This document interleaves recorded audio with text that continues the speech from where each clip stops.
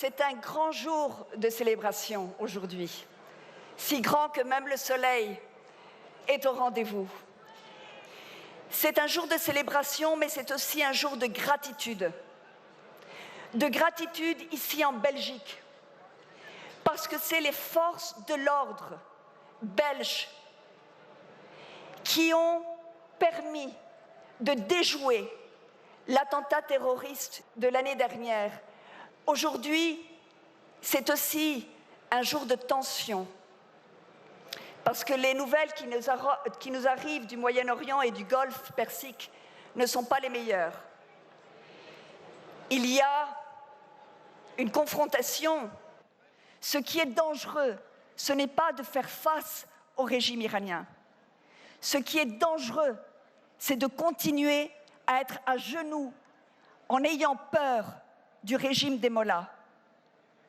C'est dangereux pour les 80 millions d'Iraniens qui, depuis 40 ans, se font massacrer par une justice qui est une justice de génocide, dans lequel hommes et femmes innocents sont pendus aux grues pour avoir osé tenir tête à la folie et au fanatisme des mollahs.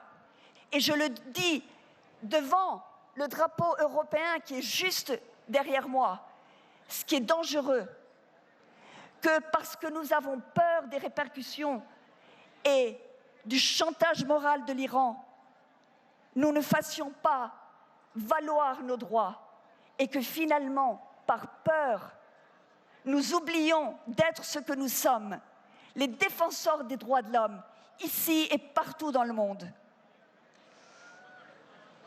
En Syrie, au Yémen, au Liban, partout au Moyen-Orient, c'est l'instabilité qu'apporte le fanatisme et l'expansionnisme des mollahs. C'est ça qui est dangereux.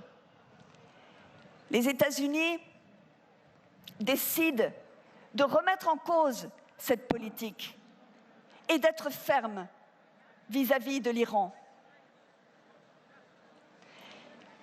Il est maintenant de notre devoir de faire appel aux institutions européennes, ici, au cœur de l'Europe qu'est Bruxelles, pour dire à nos dirigeants que nous ne voulons pas d'accord nucléaire, que nous ne voulons pas de pacte avec des réformistes corrompus.